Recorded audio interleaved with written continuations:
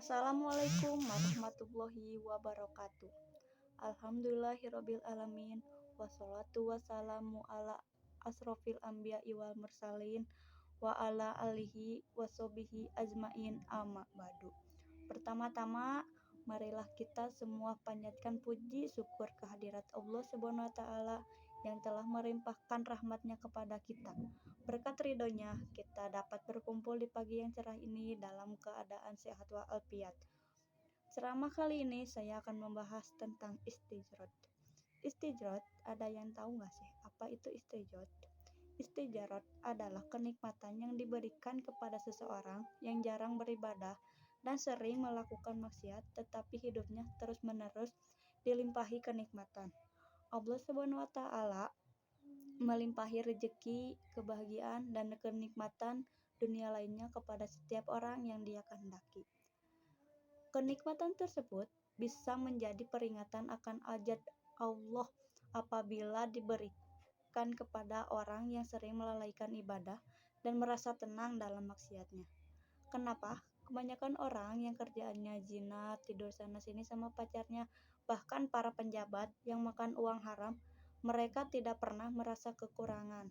Dan mereka orang-orang yang paling bahagia yang pernah kita lihat, daripada kita yang berusaha nyari yang halal.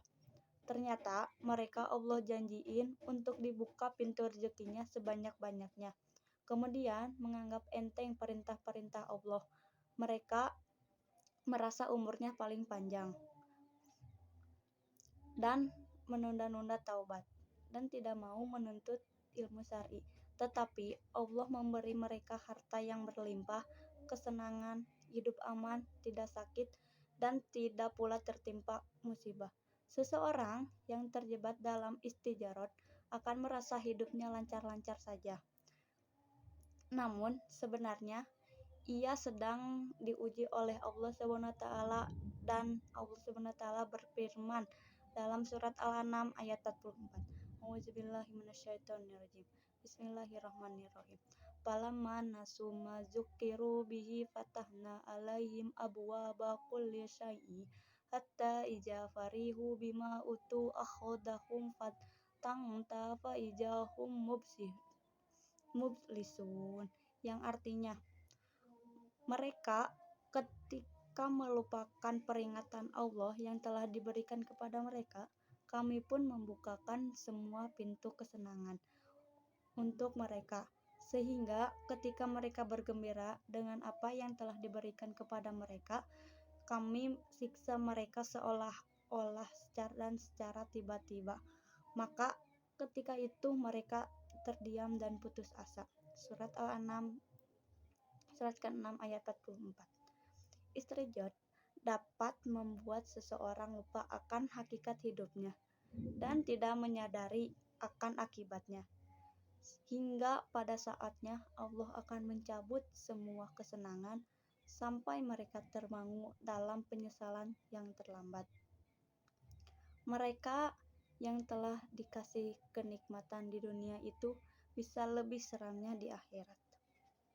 Banyak yang lagi masa puncak-puncaknya, tiba-tiba Allah kasih dia kanker yang buruk banget sampai dia nggak bisa ngapa-ngapain. Ibaratnya tidak ingat bahwa sesudah panas pasti ada hujan, sesudah lautan yang tenang pasti ada gelombang yang datang. Mereka dibiarkan berbuat maksiat dengan hawa nafsunya hingga mereka tersesat jauh. Lalu siksaan Allah datang dengan sekonyong-konyongnya. Orang mukmin akan merasa takut dengan istijrot, yakni kenikmatan semu yang sejatinya murka Allah Subhanahu wa taala. Namun sebaliknya, orang-orang yang tidak beriman akan beranggapan bahwa kesenangan yang mereka peroleh merupakan suatu yang layak didapatkan. Biasanya istijrot diberikan kepada orang-orang yang mati hatinya.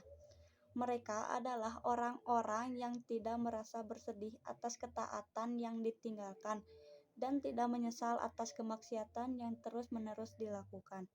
Cara termudah untuk membedakan kesenangan yang datangnya dari kemurahan Allah dengan istijrot adalah ketakwaan. Jika orang tersebut taat dalam beribadah, jadi bisa nikmat yang diterima adalah kemurahan Allah.